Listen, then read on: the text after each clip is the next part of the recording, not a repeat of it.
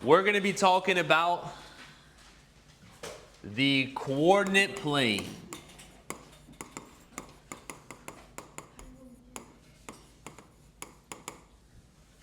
Now, the coordinate plane is something that we've seen before. It's just your typical X, Y. It's just the normal coordinate plane. I hope you feel somewhat familiar with it.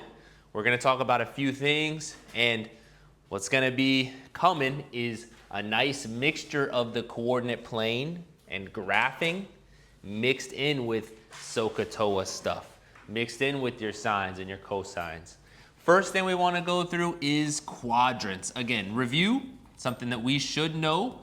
The quadrants, there's 4 quadrants here, 1, 2, 3, 4. We use Roman numerals, and if we had these as top left, top right, bottom left, bottom right, which one is number 1? Top right. This is quadrant number 1. And then quadrant number 2 is top left. Nice job. Boom. 1, 2, 3. And of course, when it comes to number 4 in Roman numerals, boom. We like a little IV. That's the quadrants. You got to know those. You could have a question on the, you will have questions on the homework. You will have some questions on the quiz that just say straight up, what is the quadrant? Okay? I'm going to basically move on. It's 1, 2, 3, 4. Some people like to remember, it's like the letter C. That's kind of the order that you do it. 1, 2, 3, 4. 1, 2, 3, 4.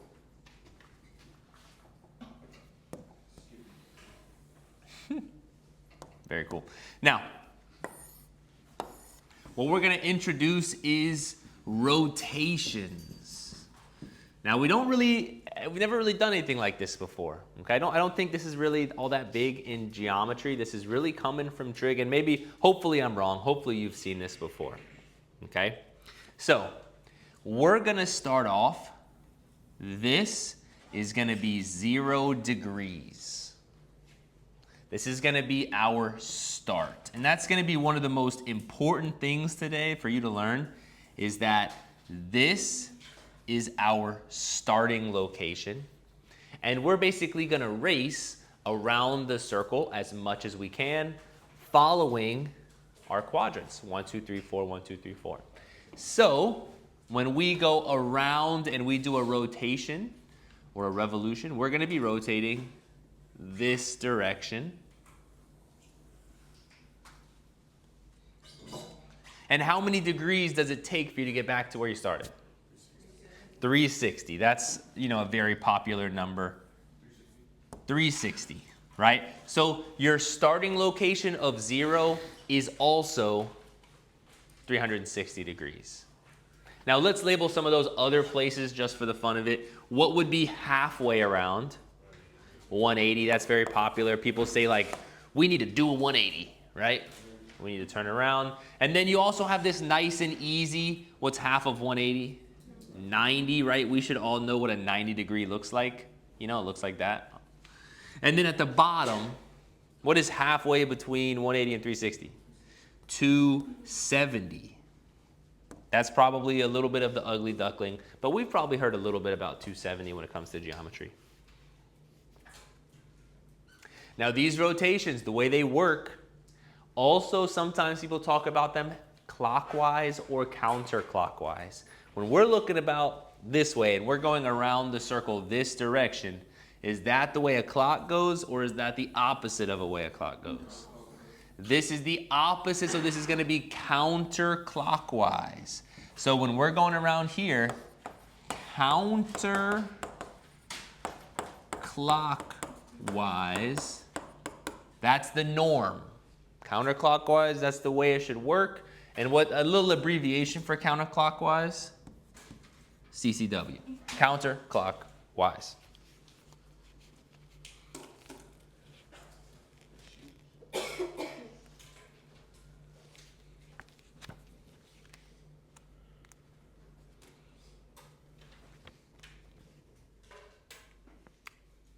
All right.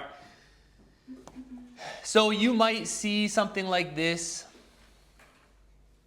and maybe you have a graph like this, and it says let's just make it real easy, real simple question.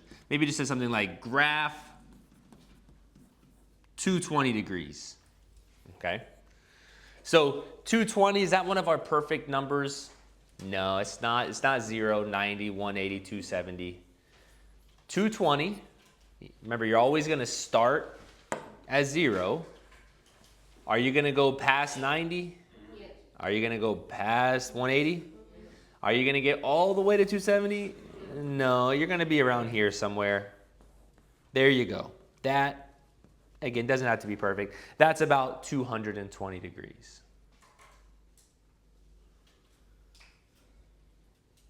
Okay? What if I said, let's do a whole nother lap on top of 220. Let's start at 220. Let's do a full lap, and let's come back to where 220 is. What degree would we be at if we started at 220 and we did a whole nother lap and we got right back to 220? 360 plus 220. We started at 220, then we did 360. Those are pretty easy numbers to add together. It would be 580. So when it comes to these rotational things, 220 and 580 are pretty much theoretically the same thing, and that is just really easy, just a little plus 360, right? If we want to make a lap, we can just do plus 360. And here's your first big vocab word that you need to learn here. These things are going to be called coterminal.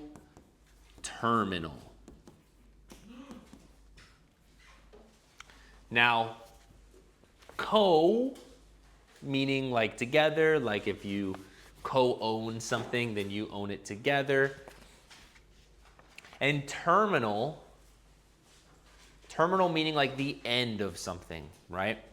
Somebody could have a terminal disease, or you could have the terminal like in an airport, which means the end of the line. You go all the way to the terminal, and then you get on the plane, right? The terminal is the very end. To terminate is to end something, like the Terminator, like Arnold Schwarzenegger. You guys get it.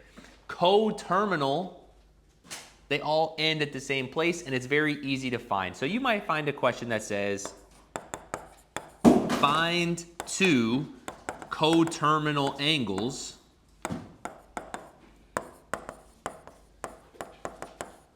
with 110. Okay, so 110, and then basically you're just gonna add some 360s onto that, right? Let's take that 110, add another 360 onto there. That would be a full lap. That would get us right back to 110 plus 360. And what do we get when we add 360 to that? 470. Cool. 110, 470, they're coterminal. They stop at the same place, right? If we want to draw a little picture, 110 would be a little bit past 90, stop, and then 470, another lap added on to that. But this one says find two coterminal angles. How can we find another one? Do another lap. Just add another 360, right? We could just keep going. Plus 360. This one's not quite as easy to do in your head, but you guys have calculators. I think 830 is going to do pretty good for us. And 830, is that right? Just another lap, it's the same place. So this is not very difficult. You just add 360, you add 360. It's a new vocab word, coterminal.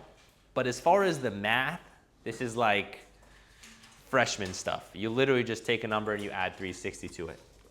The other thing about coterminal angles and about angles and rotations in general is that you can go the other direction.